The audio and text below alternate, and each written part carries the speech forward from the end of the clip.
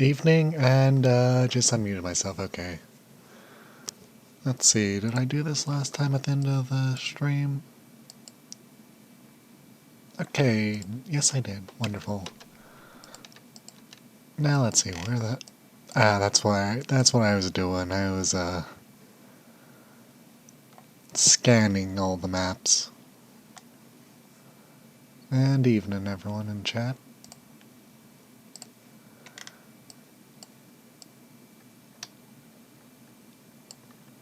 Suppose I should go down this way and then back up, even though that's just 3 things right there. Oh well.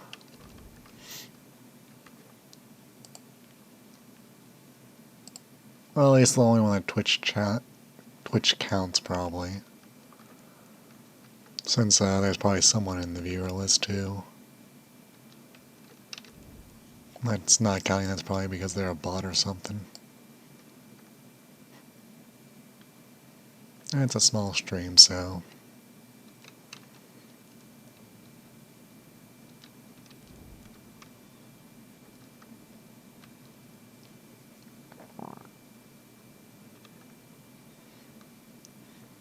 I'm saying the viewers that don't appear in the viewer list.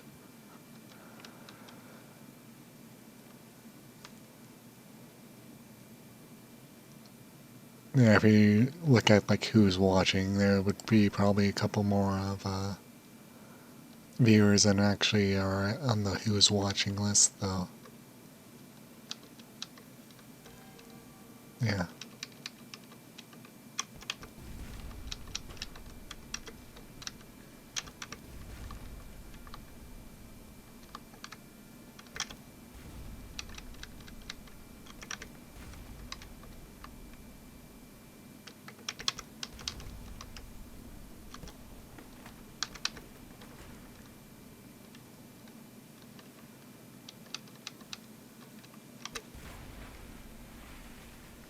What other content than Sunless Z and such? And the Binding of Isaac? Yeah. This is just currently what I'm going through. Multiplayer games are...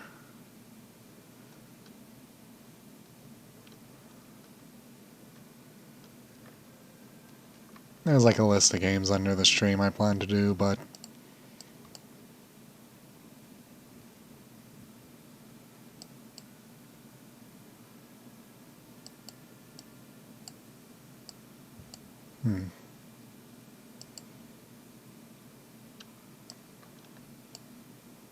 I'll just use this up, I guess. An unfinished tale. The gracious leans forward, avidly. A new day, the log ends immediately after an intriguing discovery. Did the captain survive? Did she return to her sweetheart? The gracious are unconcerned. Endings always disappoint, don't you think? The day has just begun. In the town square, a yellow road priestess plants a seed in a bed of black soil. No sooner has she patted down the soil than a tiny shoot pokes forth. By mid-morning it will be a sapling, by lunchtime a budding tree. By evening's end it will wither and fall. You must be back on your ship before then.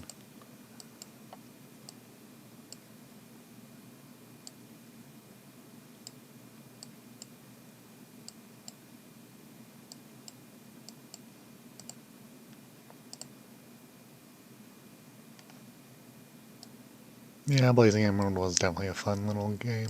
Definitely something to de-salt myself after Sunless Z and The Binding of Isaac. It's more so like, what do I want to do?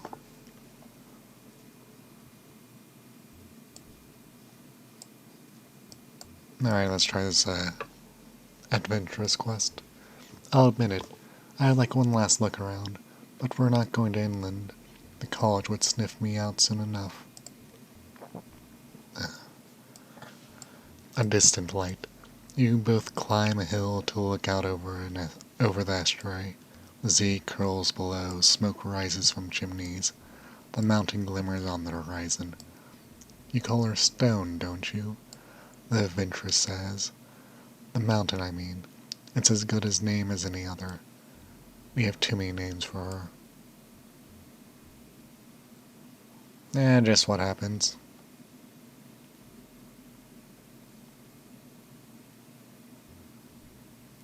Either I'm not chilling myself in the right way or whatever. Could just be the timing, too. We have too many names for one for every day of the year. I could never get them right, and I resented her. I still do. She has all that life to give, and none of it for me, because my bloody father got greedy. She snorts. The bazaar is the monster, is the mountain's mother, they say. Or her father. I don't understand how these things work. I wonder if she ever complains about her parents. Okay. Yeah. Plus, really only have this, good setup now, since it's kinda scuffed. Since I was using my previous microphone, which has me even quieter during the previous things I did, which were Valkyria Chronicles, a bit of Lego The Hobbit,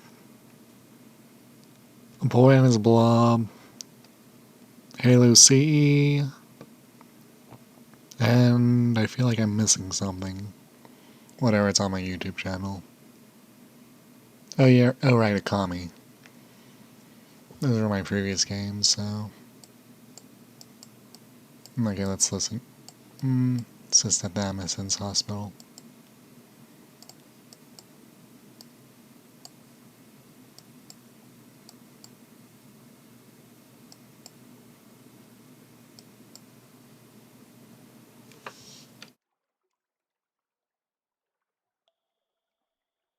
Read out a reckless poet. The cellar has discovered scraps of low poetry on the pantry floor. The abbot wants the perpetrator found before they dangerously inflame the inmate's passion. The culprit. You catch the poet red-handed composing by candlelight in a cupboard. Her hair is damp with sweat. She clutches the pages she was writing tightly, knowing you'll try to take it. You watch its corners curl under her heat. Sorrowfully, the monks break the poet's pen and spill her ink. They give her magnum opus, the courier's wish, to you for disposal.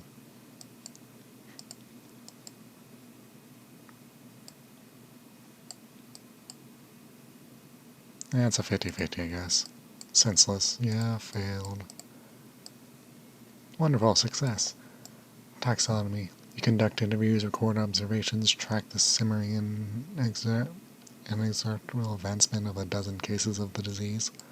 The phlegmatic patients endure better than the melancholy and the sanguine.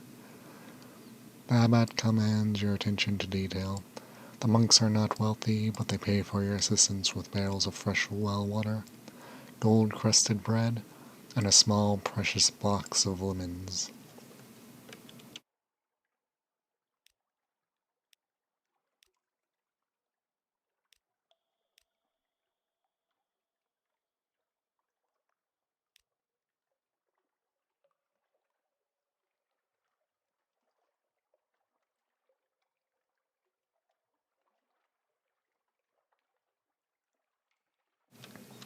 Okay.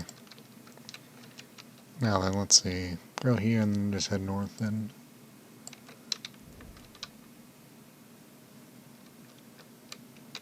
Which, did I, let's see.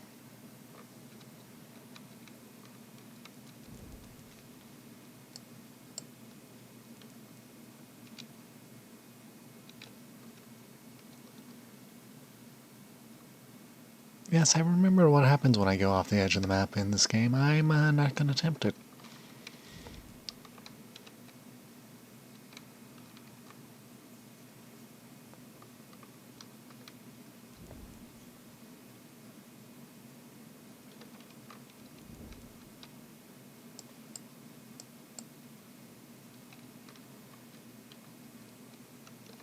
Right underwater.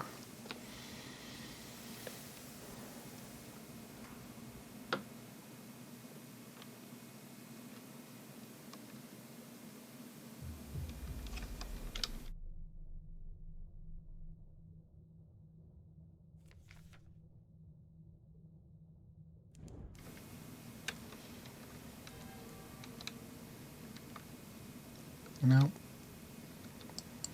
Oh, I can't use the horn underwater? How disappointing. Oh well.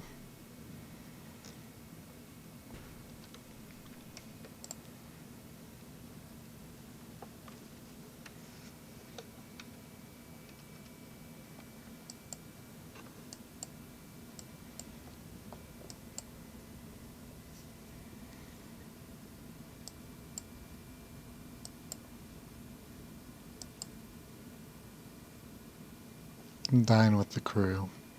There are a few people aboard the Fortas kettle, and guests provide variety. The captain and the first mate are absent. The crew gather and tell stories of when the Fortas kettle was still free to roam the seafloor. The captain was a jolly man, fond of drink, who laughed at icebergs. The first mate was everyone's confidant. The two were meant to be married. Even when they got back to London, Badgel called imperiously, and the first mate drove the kettle full throttle under the spines. After the meal, the first mate returns from their late exploration on the engine room. The tomb colonist arises with a sigh. It will be time to rebandage the captain then.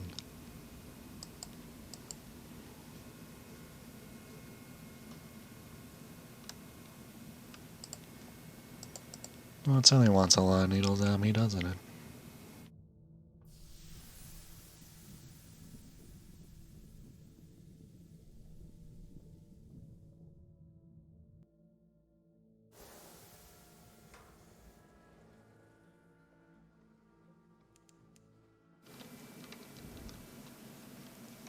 Oh, you.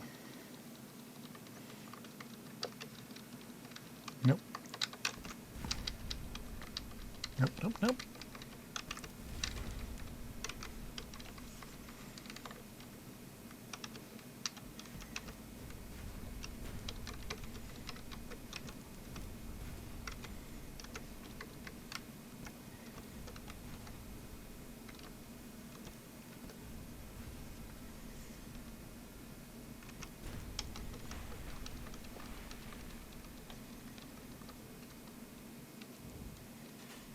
Okay. The Lauren fluke is destroyed. Its purpley flesh shivers with the energies of its failing language. Already is it disintegrating into the waters? Examine its corpse. Dangerous, but what an opportunity. Oh, okay. Thought that was going to be a success with the name of Fluke Core. The delinquishing body is full of incomprehensible organs that collapse at your touch. You understand nothing, and very quickly there is little left of it. But at its center you find a vast lump of resin or congealed gall, the size of a barrel, flawed with darkness. In the false starlight it is deep violet purple. Ergo, your doctor whispers, the color of forgetfulness.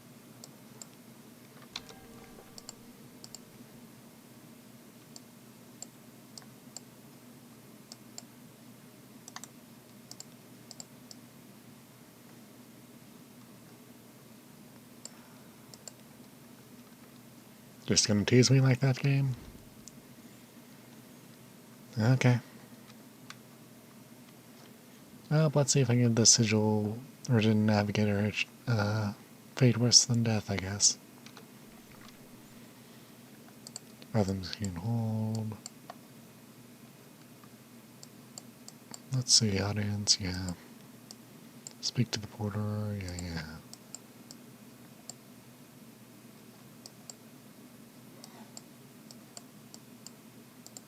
Not our father's bone. Okay, not that one. I'm not giving you that. Anything but that one. Your complexity. Here is the heart of a legend. A deep sigh. The Fathom King is silent for an uncomfortably long time. Then he is silent for a while longer. After that, he slinks back in the pool and continues to say absolutely nothing at all. His chamberlain draws back. The guards stand motionless. You're eyeing the exits from the chamber when finally he speaks. Were you aware, he inquires, that this is the heart of my niece? By marriage, not by blood. And I doubt you have truly ended her. She is robust.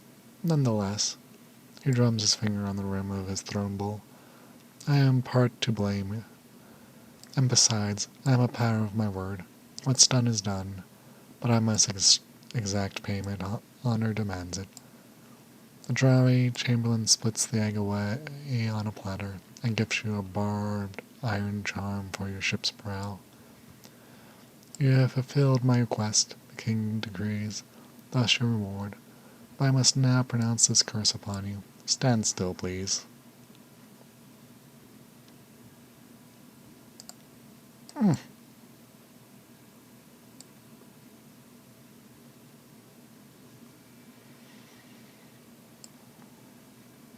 I'm not doing this because I feel like I'm going to lose it, so absolutely not. I think that's the last one, too. Speaking of other matters, yeah. As for a boon of the king, why not? You have brought the king a story gift, and may ask a gift in return. It's impossible to know what you will receive. Sea bounty. Rosy flesh, the king intones, one from the water, tasted in good health. He waves a gracious hand while his waters slush. The audience is over. As you return, crab slaves carry ice boxes filled with sweet, fresh meat, pink as dawn.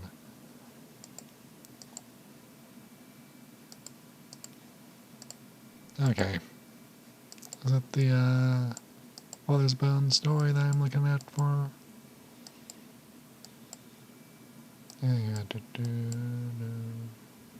Yeah, Father's Bone.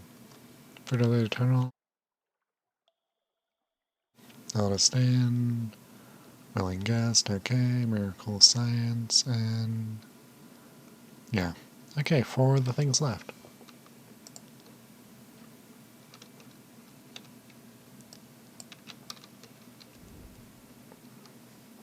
Seems like I could not have left that guy there, unfortunately. Or fortunately for him.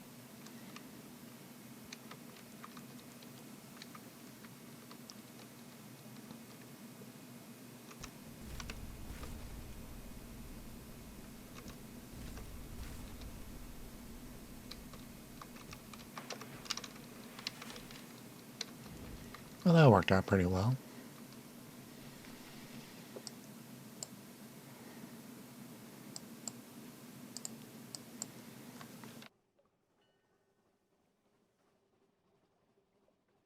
But you are a little too careless. The slime that coats it is poisonous, and as it passes into your blood, you pass out. You recover conscious with your ship's doctor anxiously chafing your wrists. The moray has disintegrated into the Z currents.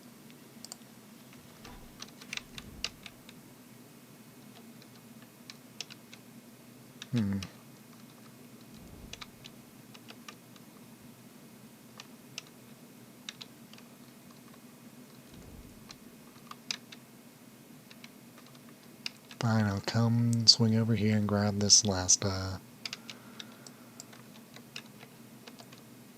little tile there.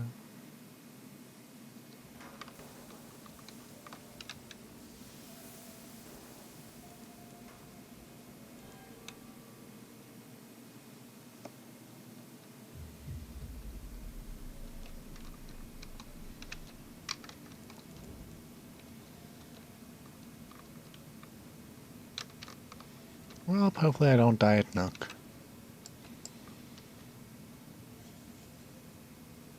Because that's very, very possible right now.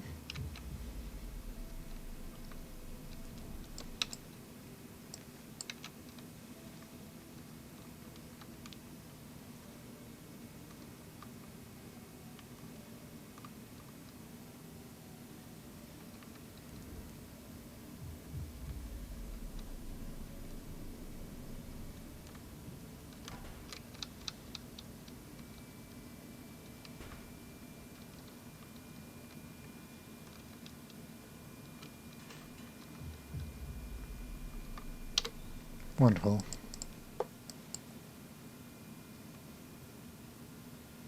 Return to Nook. You have the measure of the place now, and you have learned that the liberal ingestion of wine before a visit increases your tolerance for Nook water. Okay, no more than 5.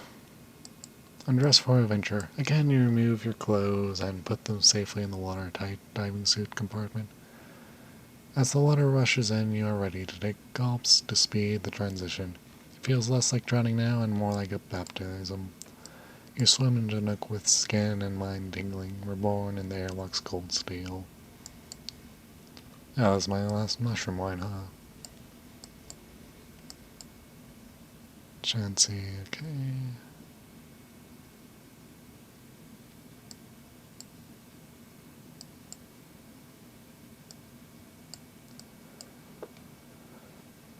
Where will you find this etched-toothed house?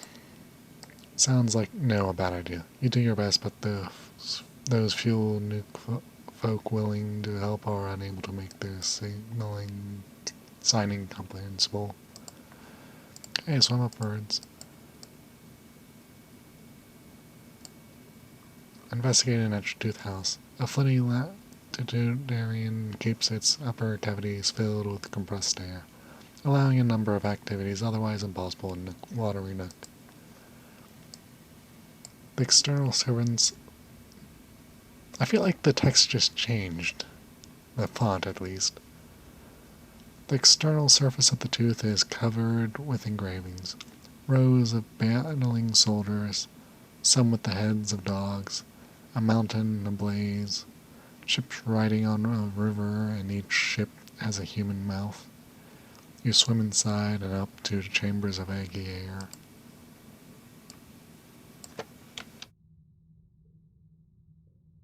In the cavities of his etched-tooth home, trapped air pockets allow an actively large, forsaken, and Nook conversation. A handful of Nook folk gather here to reminisce. Brevity is admired, the air is precious, and rapidly fouls. The latitudinarian watches and listens. He keeps a merciless peace within his house, and cares not a damn for what happens outside it.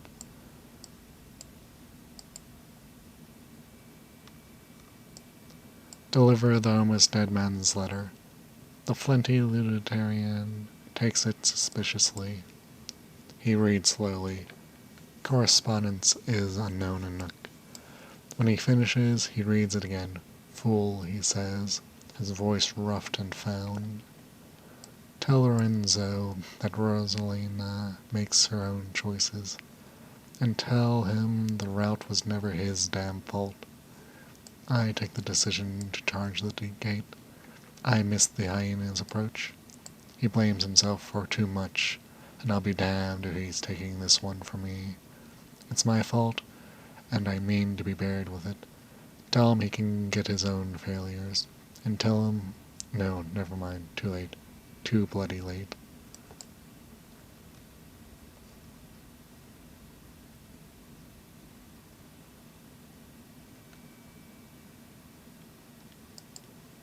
Okay.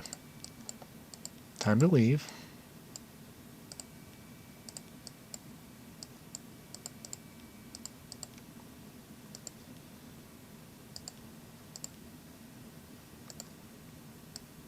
What ship?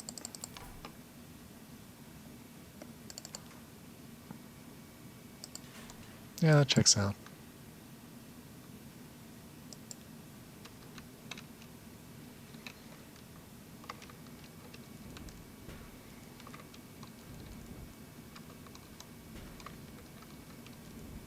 Just gotta hit everything on the way out, huh?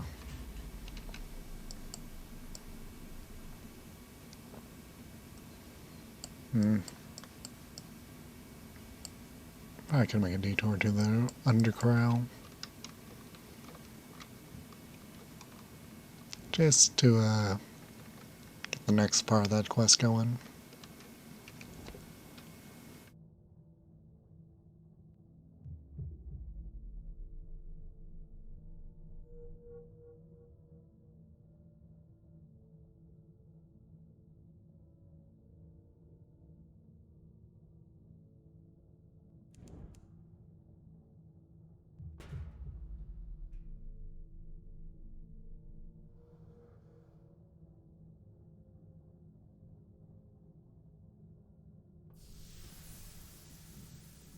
Why, hello there, mysterious destination.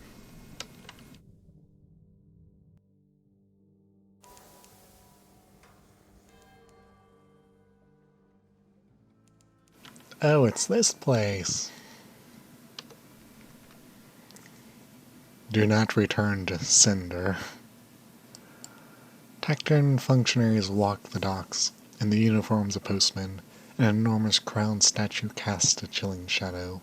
The shadows gleam with rat's eyes. Their ceaseless chittering rolls like the tide. Assemble a port report.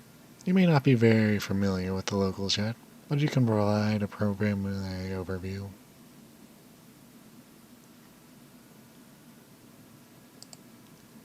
Surface details. There's the statue in the middle of the island. That's hard to miss. There's the way everyone wears a uniform, and the way they call each other by their ranks in the postal service. There's the way the port authorities refer to regulations. There's the jargon, the curious habit of referring to any used up thing as cancelled, as though the whole world were made of stamps. You're right about vestigial bureaucracy, and about the trappings of order retained far from home.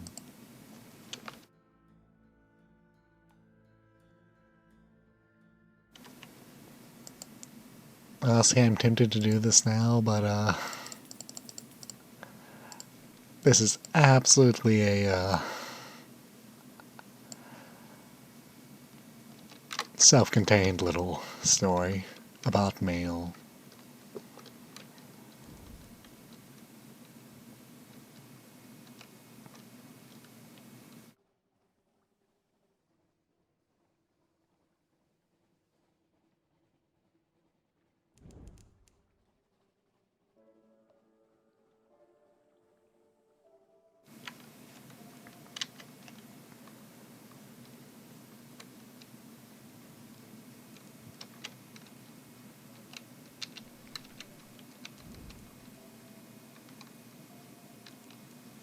Especially since right now, I'm just gonna go and visit every island and fill in every black chunk is the current plan.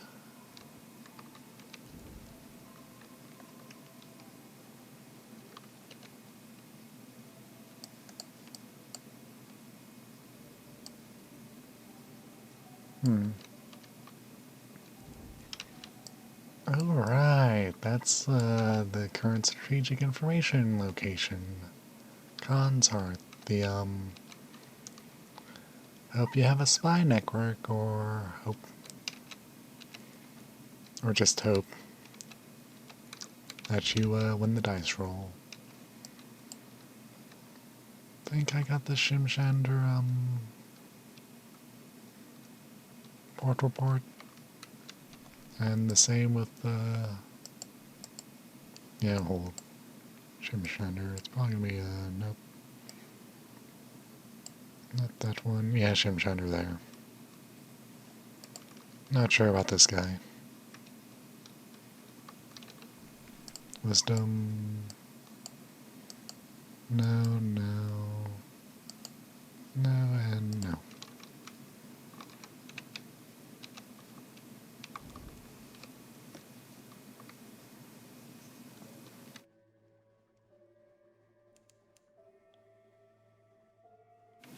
Alright.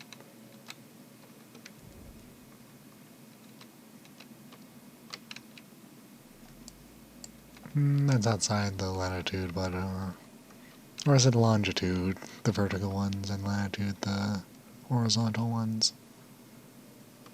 I swear by the end of this playthrough, gonna have chipped myself on every rock and sea.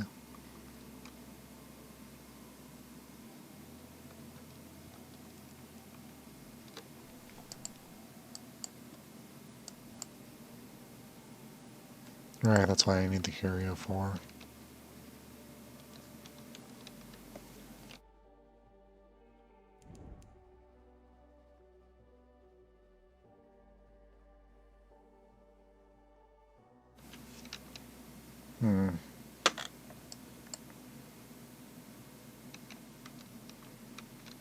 I have the hot.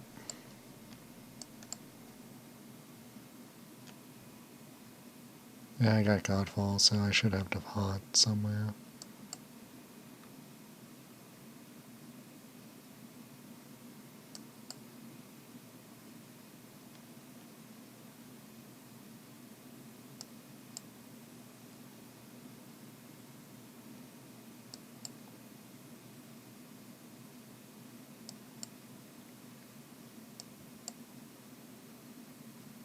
Swear you could have just organized this, alphabetically. Okay. I'll leave it like that for that now, I guess. And I suppose I'm gonna have to go to the hot then.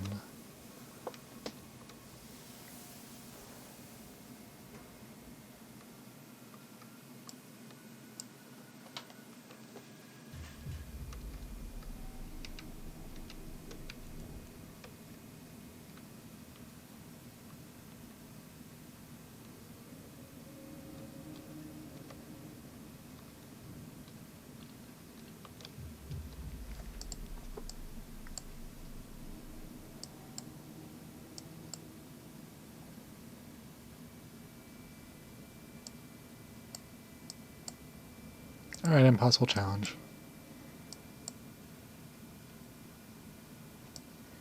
Known truth. The more you look, the more you realize. Okay, yeah, the bones are not all buried, yeah.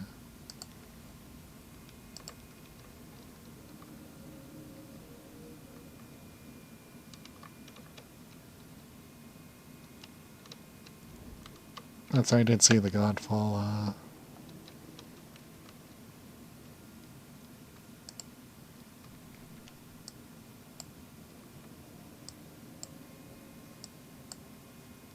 Z has not been kind. The colossal skull is intact, but the body has been reduced to a non-frame of bones. Carvings has been scored on the bones. You don your diving gear. Whatever the words read, they are now lost. Someone has further defaced each bone of the whale with a knife, obliterating every line. This is the censorship of Shimgender, meted out on aberrant histories.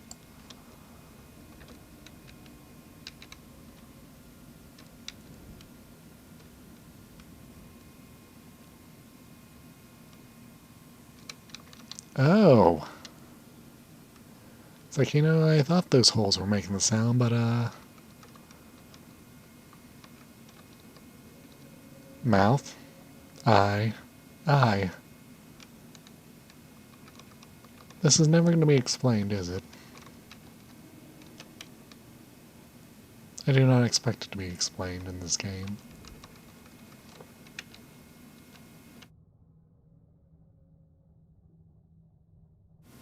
Right, this is the crystal place.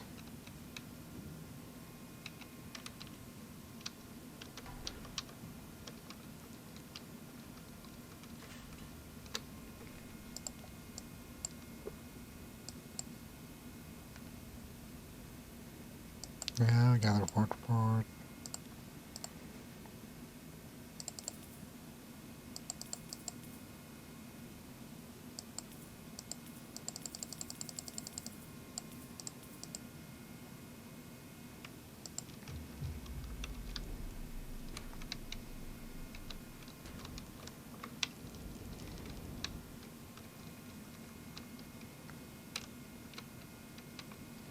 Oh, that's moving.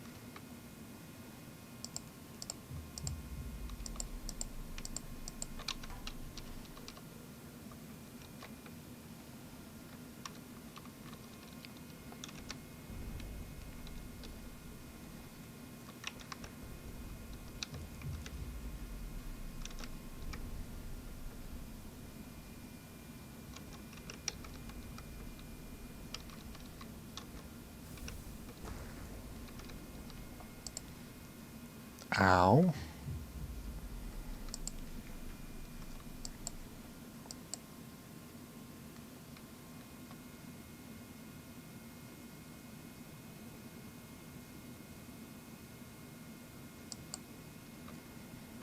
In Death the Tattle, it looks like the grisly collage of an untamed dissectionist. Mercifully, most of it has stopped moving. Let the beast go. Its wounds is fatal. It will surely head to the Nant Pole. A behemoth goes to die. The crew watches uncomfortably as the red wake spreads.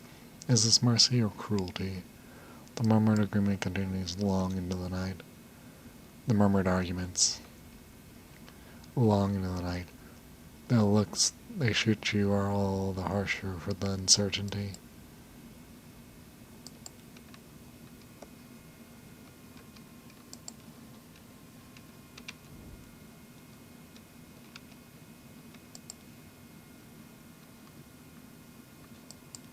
Alright, I have human souls.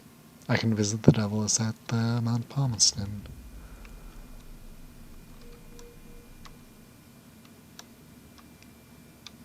Oh, it's a rock.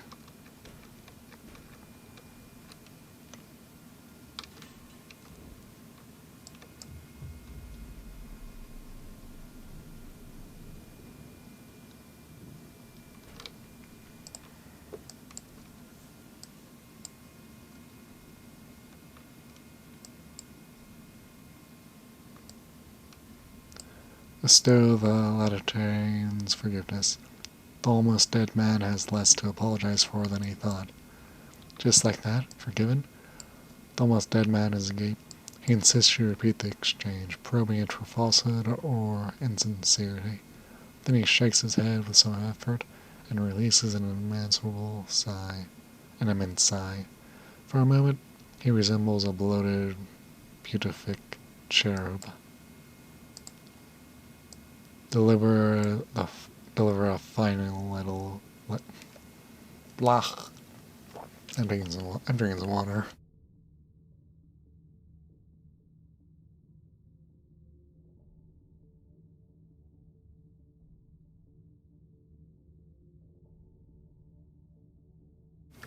Okay, deliver a final letter to the burning lady in Anthem. One last message. The almost dead man clutches it to his chest. The third letter. She was... The man's voice catches. With a trembling hand, he caresses the decorated R on the seal. I never should have left her. The old man's fingers are loath to release the letter. When they do, the most moth trembles in his chest. The incomparable Aurelian has the decency to look away.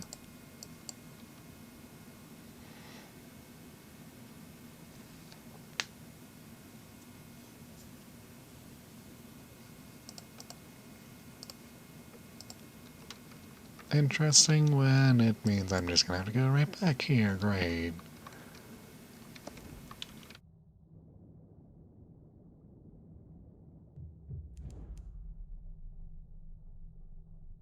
I literally almost just ran into that same damn rock.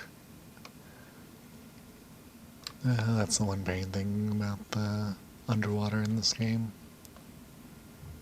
Hard to tell what is a rock and a hole.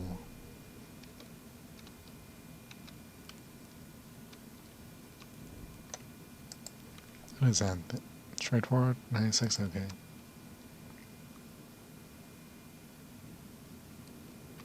I might actually be able to get that. There's two, yeah.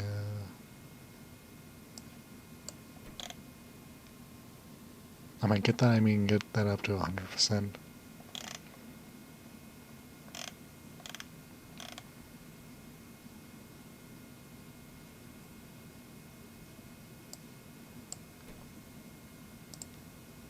Straightforward, 100% chance. Do I though?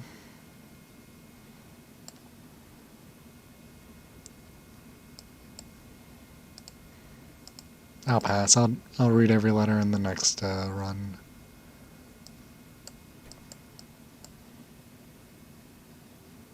I'll try swapping you in though. Mostly because it's going to be a pain to get to the person I need to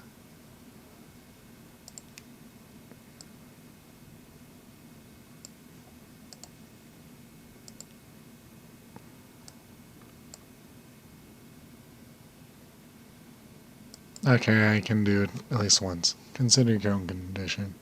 Should you go sharp, or have you already taken on the sharpness that you now regret? Learning and rumor. Consult the woman with the cubicle eyes. Learn how to accept the blessing that Nth offers. Determine what is best for yourself, and whose companionship you seek in the bubble caverns.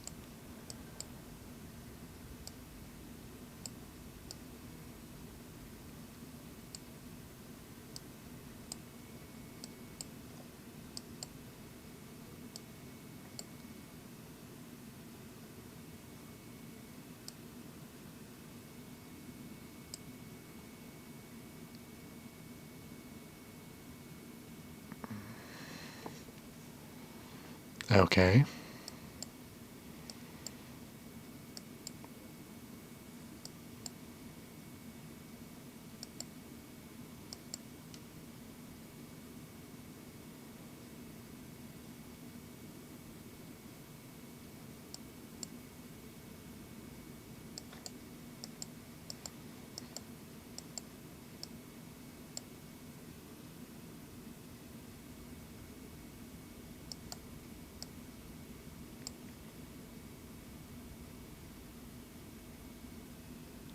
Cultivate the capacity for sharpness.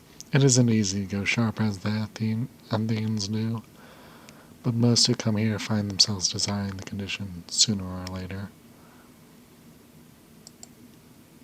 Nights of meditation. The environment is a help, but you must also prepare your mind and your will. Going sharp means giving up many sensations.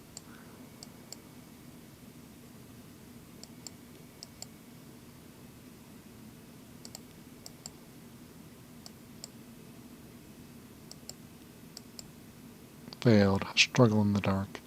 You struggle to right your mind. Instead, you give yourself nightmares of body parts that grow brittle, and snap off. Blah. Really? Twice in a row? 3 times in a row?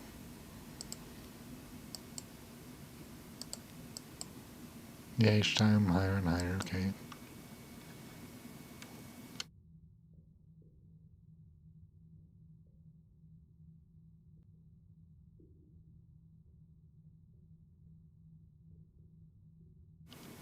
Go sharp in the spleen, surrender your capacity for anger, and join the society of diplomats, saints, and cold-blooded tyrants.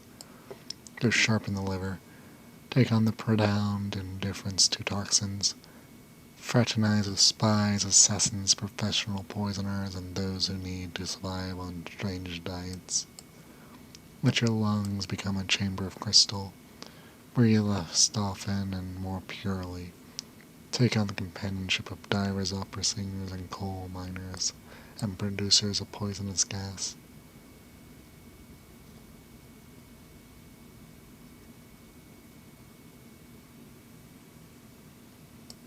Okay.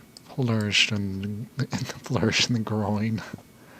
Diminish passion, promote hygiene, perfect performance, and dazzle any onlookers.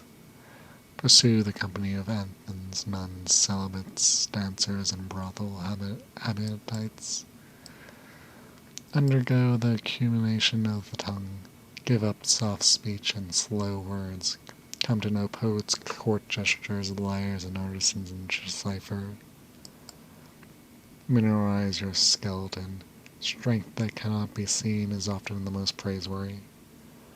Walk among the laborers, the circus strong woman, the persons of iron will and unshakable integrity. Let your skin be as clear as water and hard as armor. This is where the fighters are, and those who got tired of their scars, and the people who are too proud to hide anything about themselves. Okay. I'm just gonna go with sharpened liver, the salon of silver salts. When you have grown liver sharp, you may take the left exit from the main chamber vent and descend a staircase gritty underfoot. The saloon of silver salts is hung with small lights, and the inhabitants look ordinary. They are sipping arsenical teas and dining on poisonous toadstools. A woman in the corner offers a constant flow of wit at the expense of Jadant's victims. Another wears the tattered remains of an iron misery uniform.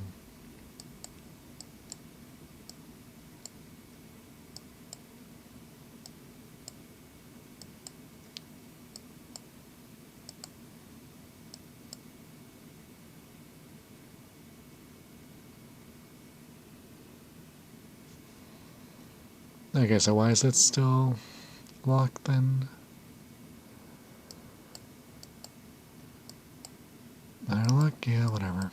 I'll pass. What's my terror? 46? Okay. Need mushroom wine. Gather flourishing intelligence among the sharp-livered. This is where spies gather after all. I know the contact you're seeking. But he's not here. He's gone sharp in the liver, no doubt, says the woman with the vermin ruby ring. But he is also a student of codes and encryptions, and that has taken him to the chambers of the tongue. The man next to her makes a face. Those people are terribly rude, he says. Stay here with us.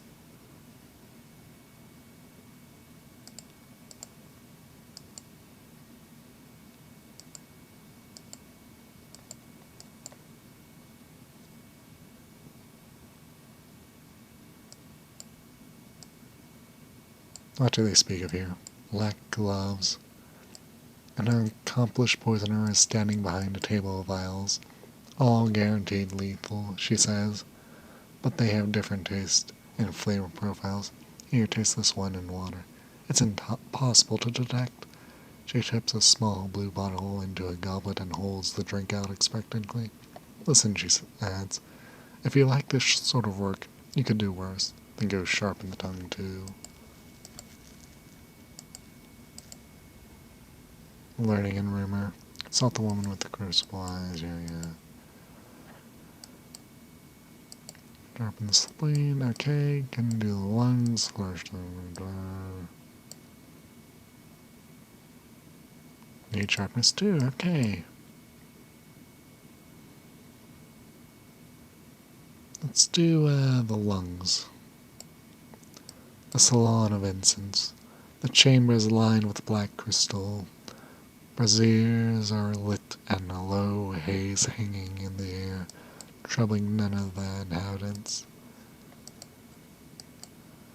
Okay.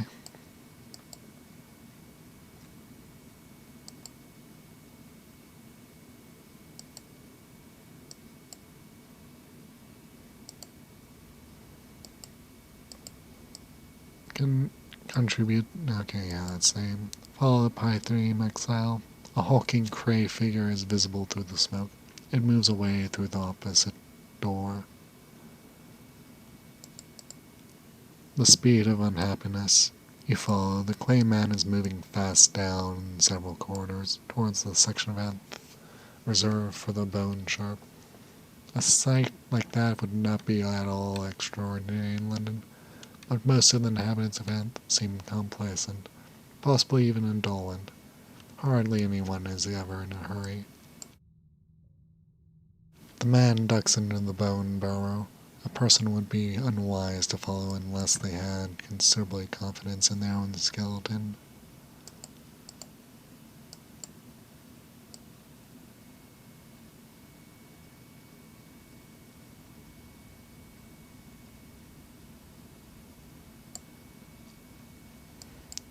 Stop by the smokehouse. Oh, 5, really? Okay, next. Where's the next one?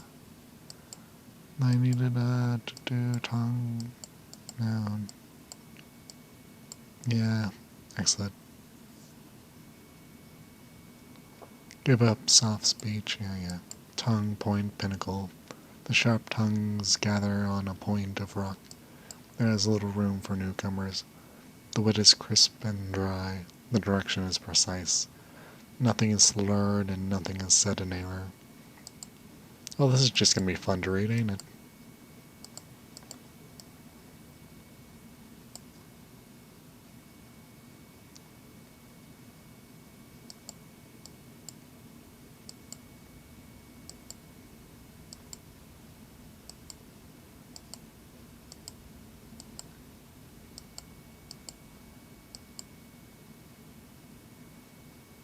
Okay. Seek your spy. In the granite corridor where the most linguistically skilled assassins may be found. Okay. Information in great supply. Econdria answers your questions in Americanic riddle verse using words from 3 languages, 1 allusion to Kannada post-fall epic tradition, and 1 clue formed entirely from whistling noise. You wouldn't want to make it too easy for you. That would be an insult.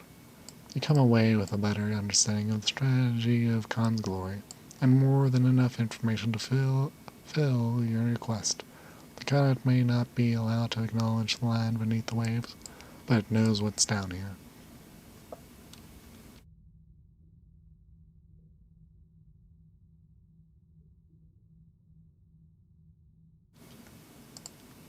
Okay.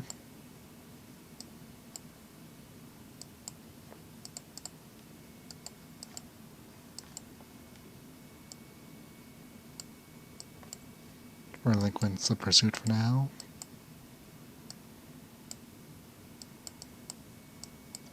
You. How do I start sharpness display? Okay, I'm dumb.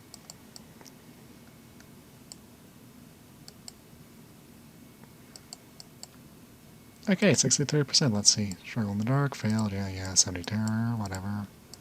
Struggle in the dark, more terror. Wonderful. Sharpen the spleen. The venomous salon. Descend into that chamber reserved for those who flourish at the spleen. The stone of the chamber is veined with red.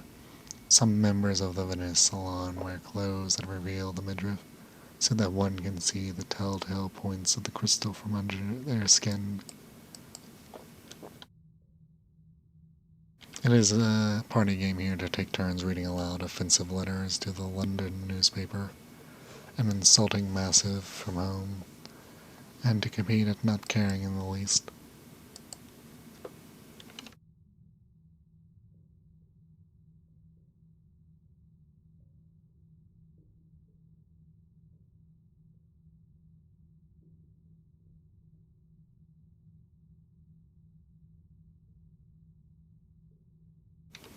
Visit Rosenia in her chamber. She is both healer and patient, convalescing in an what? In an ice bath among the sharp spleened. Dantes speak of her often. Ice crystals there get chillier as you approach, and there are patches of frost on the walls. The cavern is crowded, and in the center is a bathtub full of ice, in which sits a woman in an obvious state of illness. Several things attend to her, one with deft, clear fingers. There are a number of other people attending who mostly talk among themselves, but sometimes turn to watch Rosenia. Meet Rosenia. She has seen you come in. Baked from within, Rosenia is dying of madness, the disease of the elder continent. Any passion speeds the disease. She must therefore lie very still in an ice bath and think of things that do not interest her. Going sharp in the spleen protects her against the passion of anger, but other passions are still a danger. For a long time she looked for a cure to the disease. Tradition ascribes healing features to certain poems, ointments, and postures of the body, but these only delay the gradual combustion. Learn more of Rosenia. Speak to her of her choices and what she requires. She tells you her story. For a long time she looked for cures of the body. I was certain the inhabitants of the outer continent would be able to correct what is wrong, she says. But if they know how, they refuse to say. Now I merely keep back the disease as long as I can, and seek cures of the sentiment instead.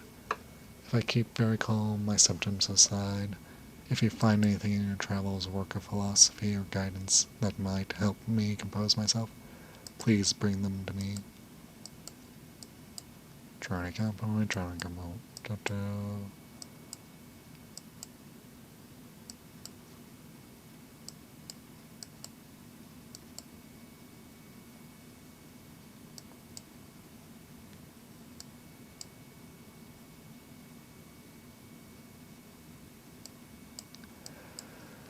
Okay.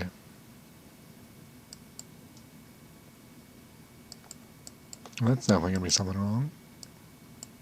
Or something interesting to do.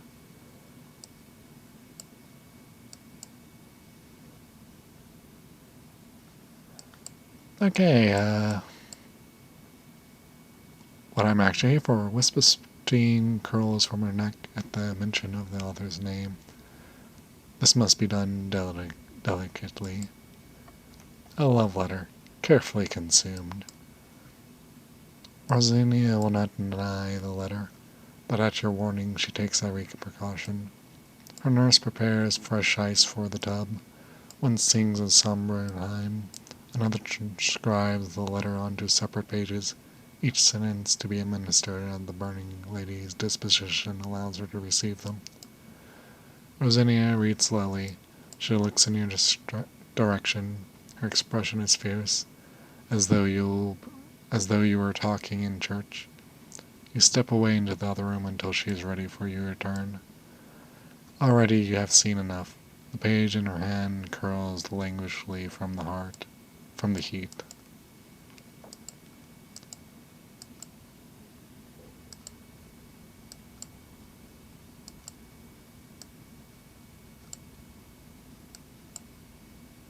Find out what all the unlockers are for. They aren't assisting in any medicinal proceedings. Karen Birds. You put your question. Rosenia glances over at the cluster of men and women. Her expression is blank, the emotion that ought to be there when there has been controlled or wiped away. They are a certain idiotic sex, she says. People want to suffer what I have. They follow me around hoping to be effective by my conflagration. Oh, how quaint. Why, yes, burning to death is wonderful, ain't it? Provide a dry lecture on the social stratification of visage. Obscure pedantry might be just the thing for Rosenia. You have the tongue to tell it. Curative tedium. You explain the mask, you establish the etiquette associated with each one. You rely upon the most technical of anthropological vocabulary. You allow yourself some reflections upon theories of equivalency as they pertain to performative duties in highly dissimulative societies. Rosenia nurse touches your elbow. First sound she sleeps. Rosenia nurse touches your elbow. First sound sleep she's had in weeks, she whispers, with a nod at the resting patient. It will do wonders for her, specifically if she can avoid dreaming. Nearly recovered, wonderful. Okay, perform Drowning Love Song. How about no? Drowning Heim. Low Barrett. Likely speed up the process. Might be healing effect. Shrine off she will resist. Likely might and counteract it. You're out of the singing voice to perform it more than typical control. The light and gloom might counteract one another with this hasten around it or slow it.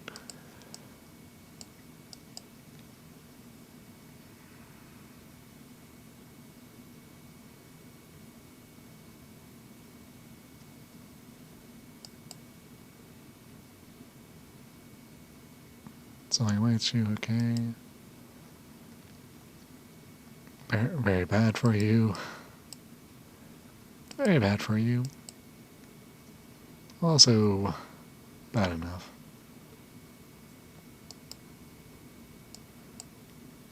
The staircase. The way is steep, upcut stone stairs, sometimes it becomes a ladder, rather than a staircase at all. After the first few flights, you can no longer hear the murmurs of conversation in the sick room. Okay. Perhaps not. Perhaps to leave. And head to Mount Palmerston.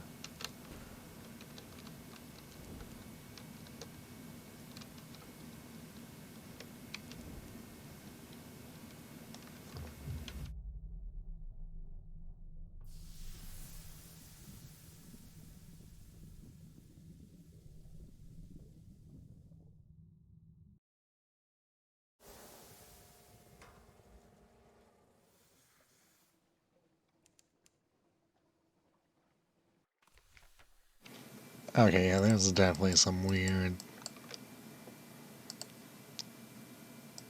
Oh, I can't go up to the mountain top. I need the little something awaits you at port. Alas. Have I don't think I've been to Con Shadow this run. Peculiar.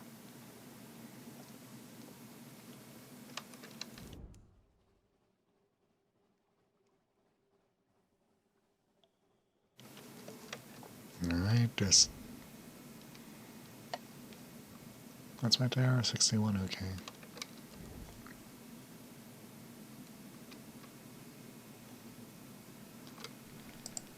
Westbound, yeah, no. Shall not enter. Absolutely not. Refuse.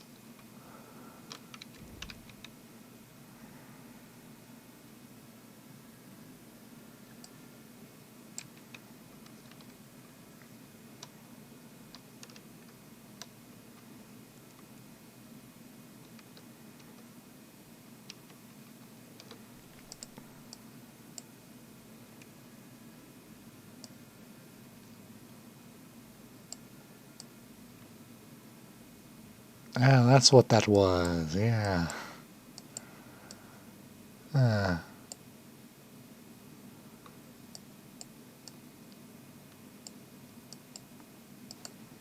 Okay, deliver a report from Anth. You have the information you were not officially requested to bring. Assorted revelations. What did you hear? No, didn't explain where you heard it. Is the agent well? Does he plan to return? No, didn't say where he is now. It takes hours of not explaining before your contacts are fully satisfied. When they are, they reward you with money, confidence, and a promise of safer passage in these parts.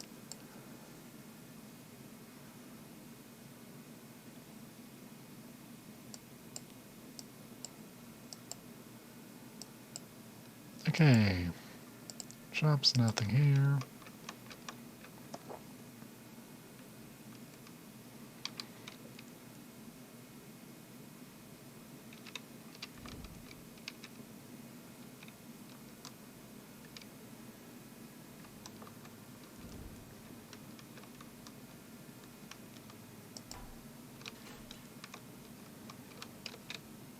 I swear you better not shoot me.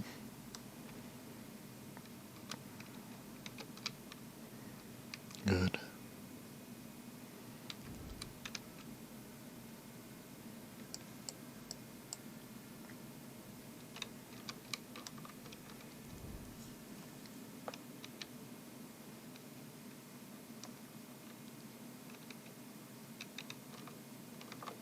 I wanted to swap over to here and, okay, yeah, that's the con shadow there.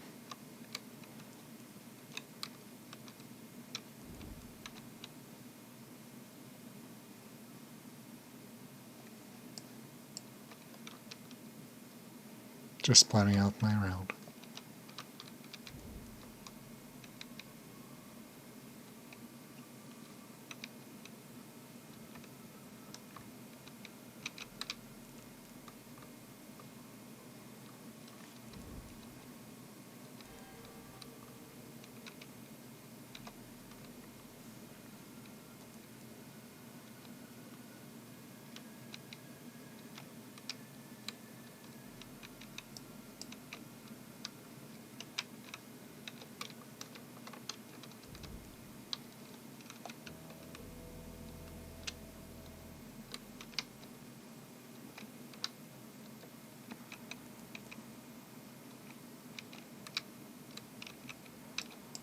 Okay, thank you.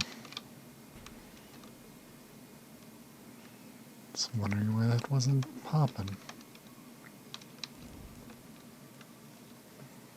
Alright, time to go for that port report.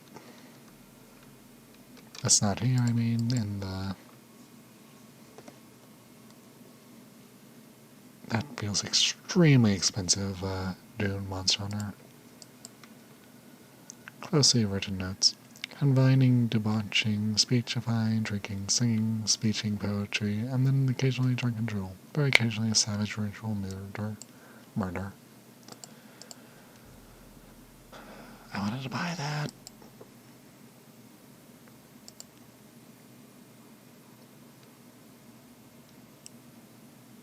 Oh, we can sell that there, huh?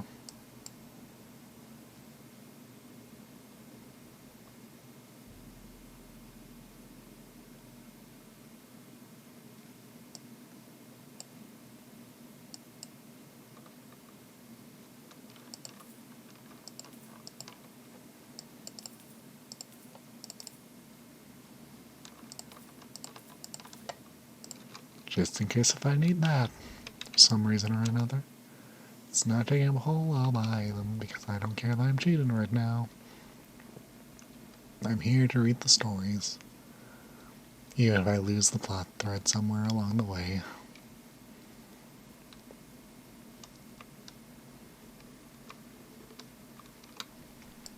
Gun's hard, okay.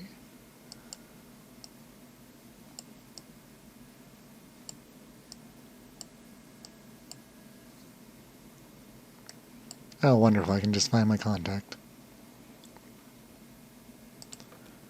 Misladen letters. You find your contact in a filthy lodging house behind the tanneries.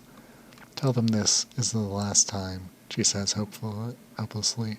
She knows perfectly well it won't be. She gives you a double handful of tiny notes with chicken scratch markings. Zebat courier notes from the temple. I don't know how much of it. I don't know. Go now. Okay.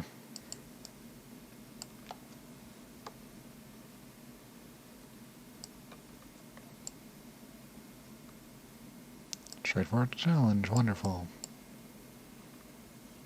Oh, 60%. That's pretty good. Okay, what does my network need? Gosh, wonderful. Straightforward. Dream of the sun? I'm short for you, buddy. Okay. Any counting, long and sometimes confusing list of what they need for it's plausible at least.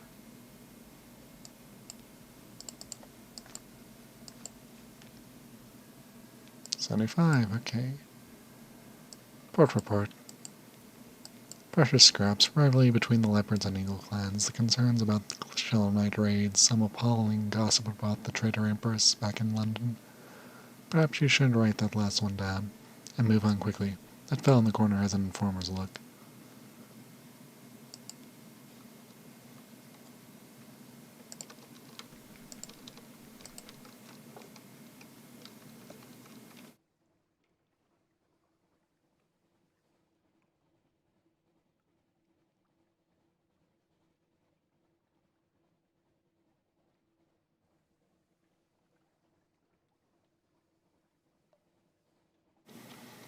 Oh yeah, Rosegate, that's certainly an interesting, place. Don't think I have a, port report for that place, so definitely gonna stop there.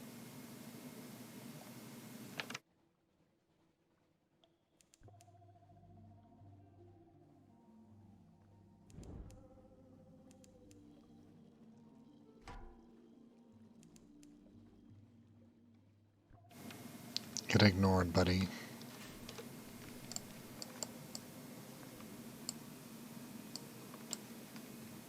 Okay, port report.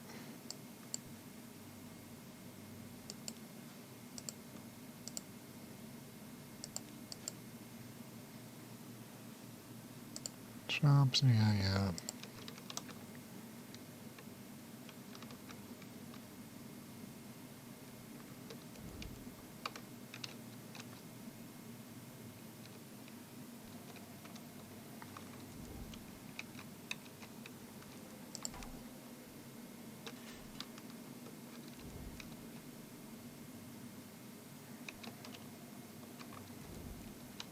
Oh, that's definitely gonna be an annoying one to fill in.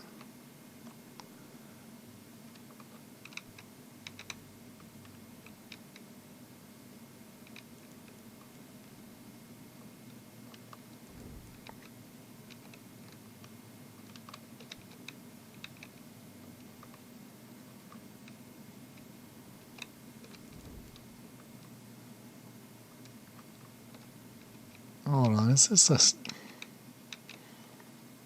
What do you mean this is a port? Shadows wrapped in webs. 8 foxfile candles, okay.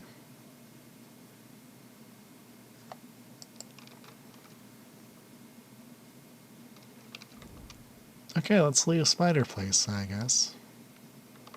And deal with that later.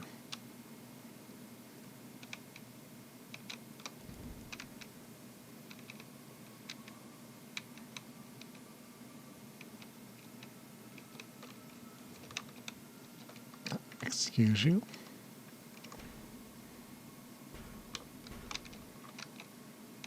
Thank you, I wanted that tile uncovered.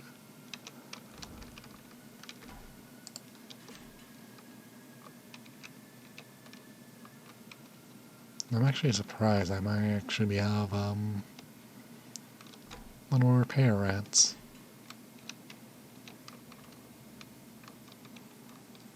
Yeah, I guess I'll spin around the top and go out the bottom.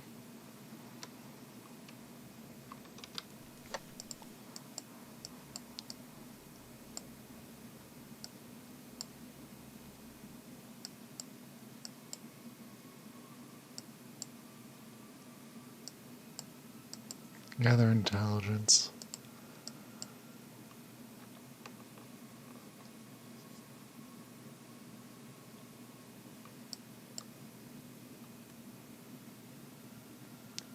Give the severe chemist the jar full of tether.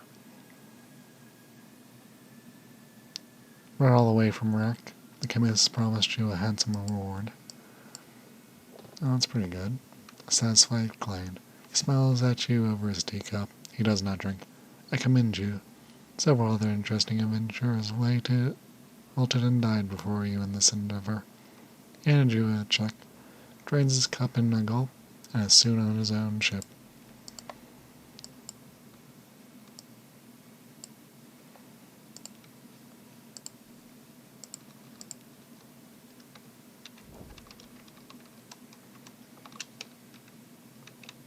Okay.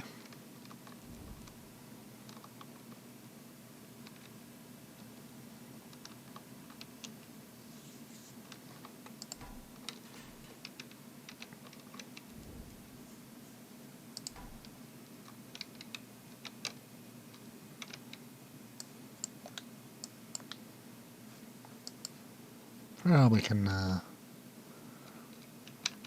do another round of exploring at Rochester down there.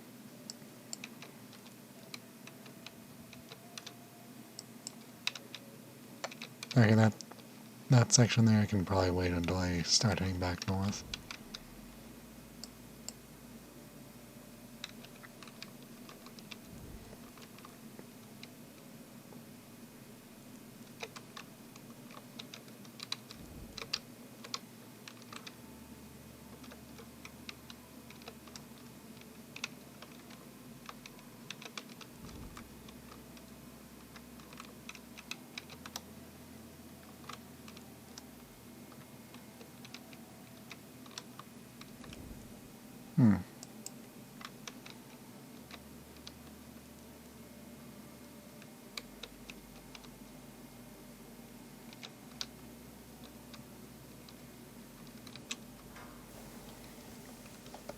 Well, that's just not ominous at all, isn't it? Reef of roses.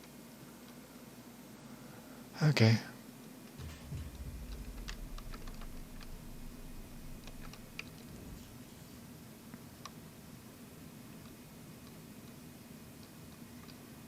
Yeah, I'm absolutely certain that the whole above water and below water lines up exactly. Alright, hopefully I can actually progress this quest. Okay, creation of a cigar. It's a high quality, no. Take a pamphlet. Report, yeah.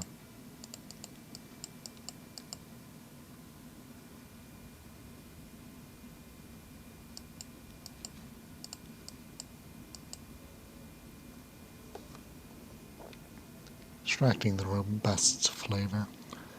Delicate workshop tools won't do for a flavor like this, the crotchy tobacconist says. I'll need to make some new ones. Can you bring me this particularly sturdy materials? He weighs an athlete in his hand before tossing it in the air. dense, dirty. He catches it and licks the stone, and well flavored. Perfect. These will make fine tools. I'll get to work immediately. He turns and strides up the stairs to his workshop. Hammers strike a ring through the floorboards above.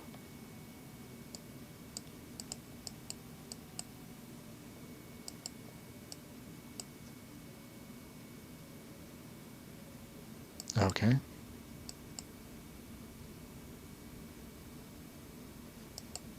I'll be able to do that also. Helping prepare the robust laborer. A thumping resounds from the workshop above. We need to open that crate, the crotchy tobacconist says. The clayman's already in chains. We need him on the workbench. I hope you're ready. The crotchy tobacconist and his apprentice stand by with chains as you pry open the crate. An unfinished clayman glares from within and growls as you begin removing planks. Once you open it halfway, he roars and hurls his weight forward. The wood splinters, the box breaks, and you sidestep his charge, letting him run directly into the workbench. From there, it's easy to bind him to the table with heavy chains. Well dodged, madame. Reminds me of when I was a young and spry. His apprentice stifles a giggle.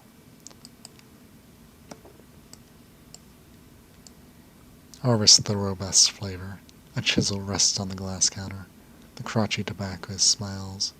We have the tools and the clayman. Ready, madame, shall we?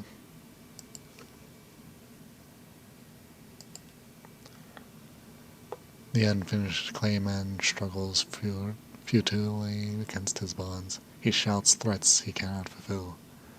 We will require both powder and shavings, the crotchy tobacconist says. He should provide everything we need for a truly robust flavor. Shatter him. Take up the hammer and chisel, crack the clayman where the tobacconist has marked. Crack on.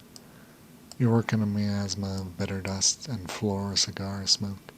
At first the clayman shouts down out the tap of the hammer. Soon only the hammer rings out. The crotchy tobacconist grabs a fistful of clay shavings from the shattered left arm. He rubs the clay into a fine powder, sniffs it, and beams. Oh, this is exactly. Robust but with a fierce bite to it. This will get into your blood. Thank you, madame. This is magnificent.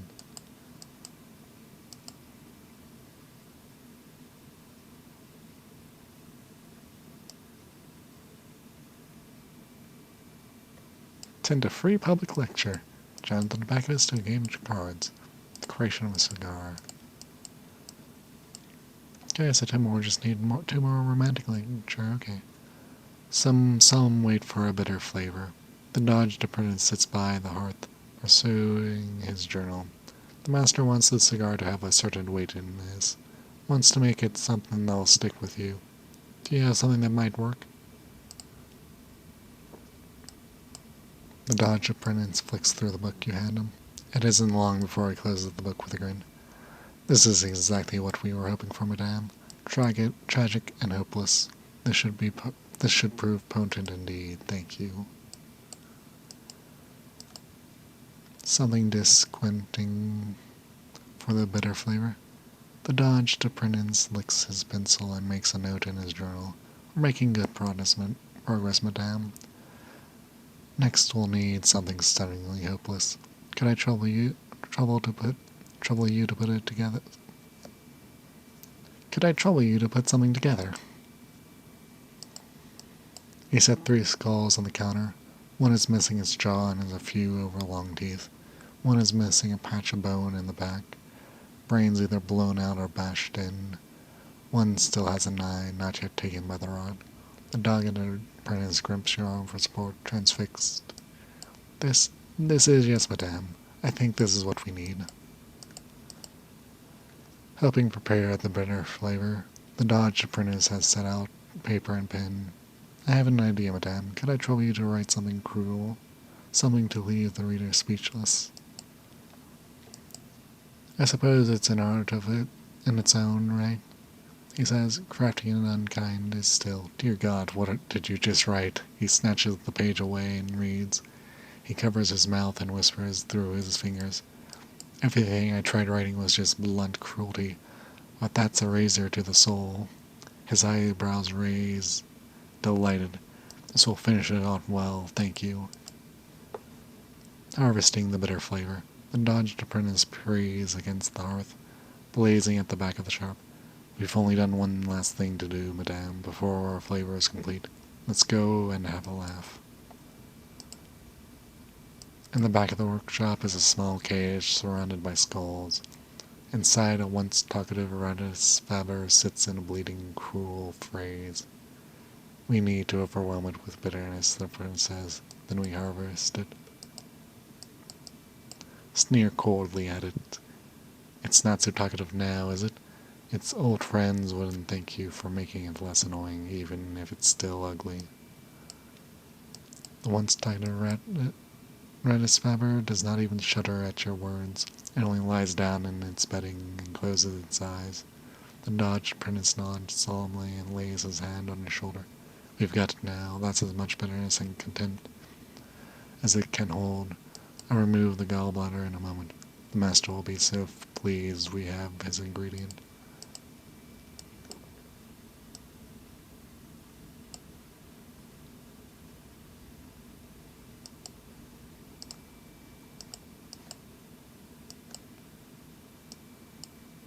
Deliver supplies to Rosegate. Without their patron, the tobacconist and his apprentice must have to subsist on their stale stores of food.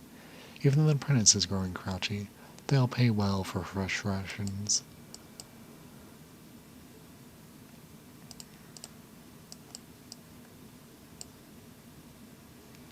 Okay.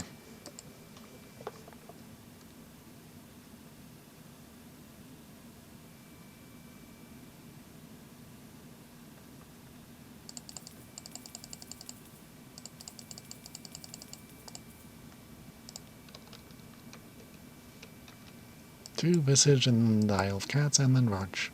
Then that, grab that, go there, grab that, go, continue north, to Empire of Hands, Shell Knight, Natpole, grab that, and then Irene.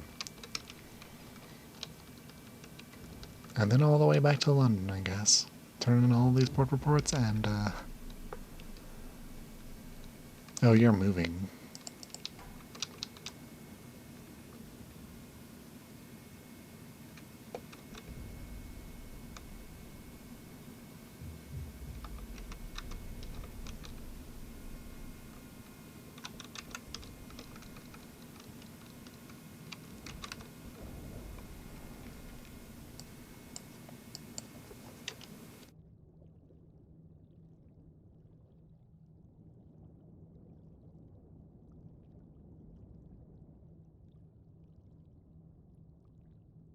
Its corpse is a mound of twisted metal and flesh, its molted skin further marred by the gaping rends inflicted by your weapons. Tear the cage from the boundling. The metal is strong and sturdy. You have need for it. A merciful end. Removing the cage is back-breaking work. Rods of steel run through the boundings and flames soul and flesh. Its body had warped to fit its cage. Even its red eyes are distorted, pulled out of alignment by the band across his face. Before carrying the flame away, your engineer wipes frothy slime off it. She gestures to a stain. I'll take a bossy good standing to get rid of it. 3 hunting trophies, okay, 10 hold. That max, so whatever. Oh, and neither.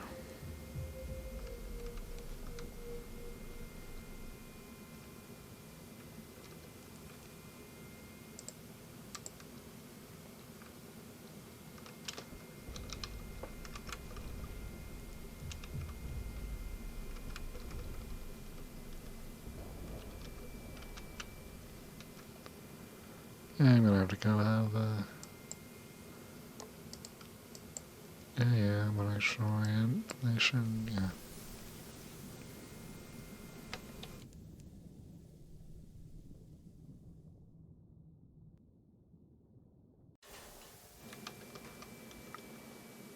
Okay, let's see what's coming up. Alright, the face stealers or whatever are here.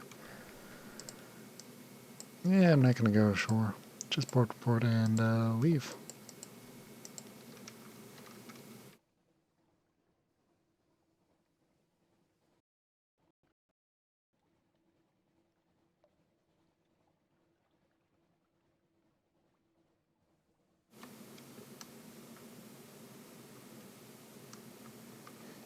Well, this is just a nice little hop across the lake.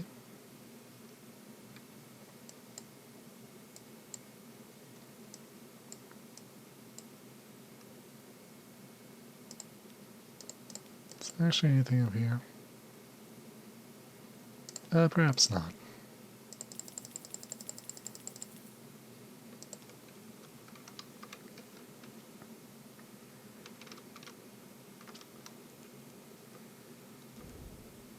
Now time for max speed.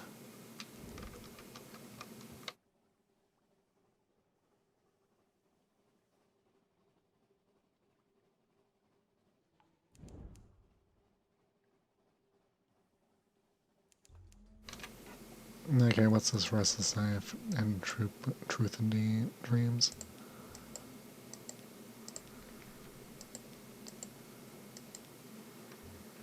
Okay. Bye, jellyfish.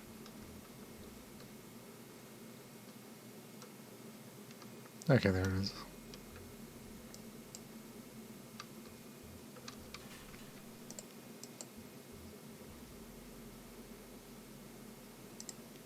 Okay, let's be welcomed.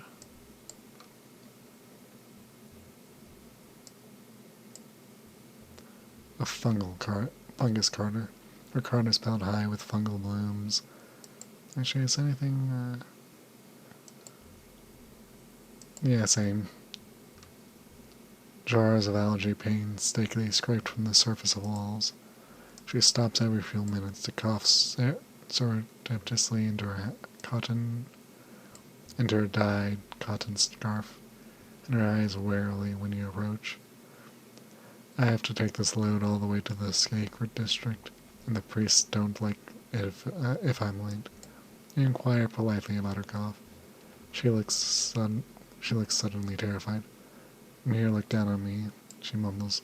Please don't say anything. I have a family to feed. With that, she grabs the handles of the cart, pulls away at a run. Within a few moments, you have lose sight of her in the crowd of pathways. What an odd woman. Okay, to the temporary mirror where I did not go last time. The temple tower pierces through the city's heart, taller than the other four towers which stand at each of the cardinal points. Around the temple sprawls the sacred district. Vine-covered stone shrines, still ponds glowing with algae, and flashed fin carp.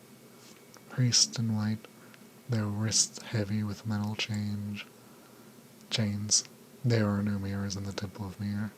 The rest of the city has to make do with the mirrored light, and the reflections, but Mir's most sacred space is filled with the hundreds of lamps and lit candles of a hard-packed phosphorant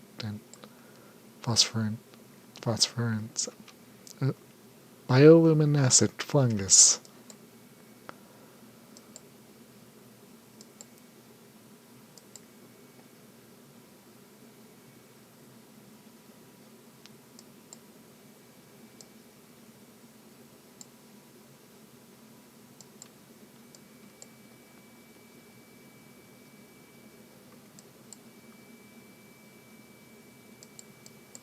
Oh, there's definitely a bunch of things here.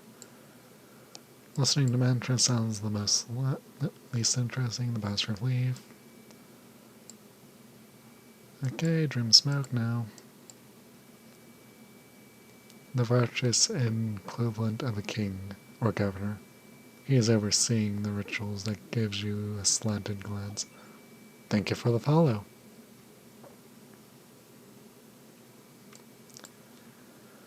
You go to pay your respects, and he is at pains to impress upon you that he is no despot or tyrant prince, but rather rules Varch with his council of sun-seers and fire-keepers.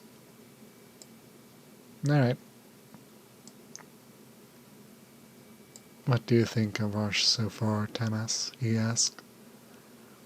And you know better than to mutter anything but meaningless platitudes in response. He nods as though satisfied, but you catch him giving you a sharp, speculative look as you wander the temple. It seems you have aroused his interest.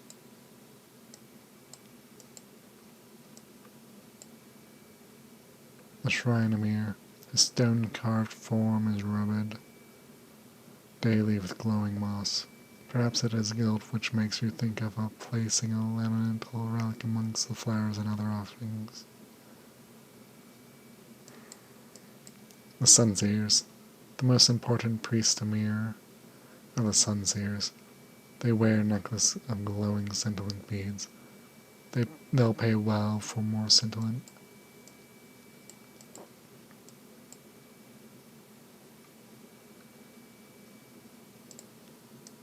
Apparently there's a trade embargo on most imports, but essentials like gas, rice from inland, and scintillant are spared.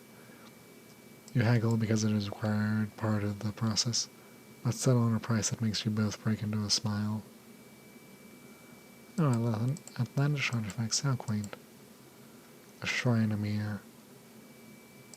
Let's see how well this goes. While the Sunseer sucks her breath and sharply glares at your offering as though it is an abomination, but she makes no move to knock it away. We do not eat the flesh of the living beings, she hisses angrily. We do not murder or maim, we follow Mir's tenets of purity and light. She touches you abruptly on the forehead, her fingers hot like a brand. May Mir forgive you for your sins as unforgivable as they seem to me. Honestly, I expected much, much worse there.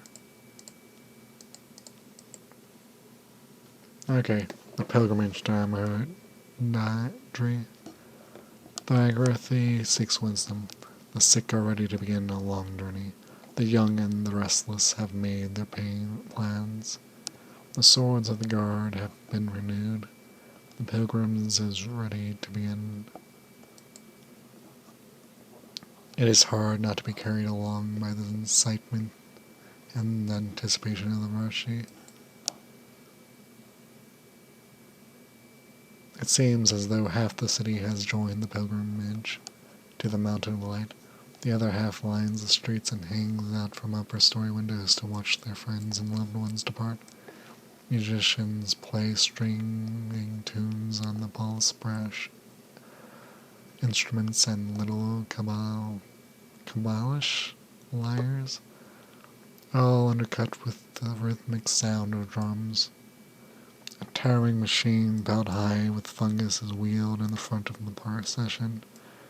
The drivers sit in a lamp-lit cabin in the front. Their faces grim. The Ragathi raises his hand and a hush falls over all the marches. The mirror gates slide open, rays of light reflected jaggedly. Outside, the elder continent is dark and hushed and vast. You have the dizzying feeling that it is vaster and onyx blacker than the undersea. Somehow, but that cannot be. Wish us luck, Tamas. The Ragathi is next to you at the front of the procession. His aging face looks suddenly youthful and taut. His eyes glimmer with purpose. You can only nod weakly. The Ragathi laughs wildly and then shouts a command, and the machine rumbles out of the city gates. It lays down 2 thick rolls of fungus to either side of it. The lamplighters dark to the very edges of the darkness, and light the fungus with their torches. It blazes up, illuminating the path inland in a brilliant white, rot-scented light. The people of our cheer so loudly that you think your eardrums will burst. The pilgrims stream slowly out of the city in a glimmering procession, leaving it half empty behind them.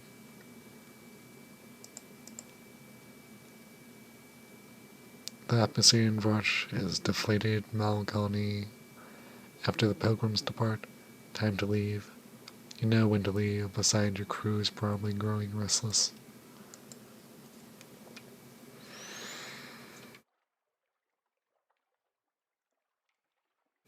The guard gives you a quick grin as she opens the mirrored gates for you and makes a mark in her ledger as you step out of the circle of light. The familiar shadow of bleakness of the neath is comforting against your skin. Your ship awaits an occurrence. The mirrored city quality is now 2. That's all for now. Okay. Gonna end this YouTube recording here and swap over to the Binding of Isaac since only one little latitude left. So, let's see. Time for the shill shit, YouTube. YouTube, like, comment, subscribe. Follow my Twitter, follow my Twitch, and night all, and take care of yourself.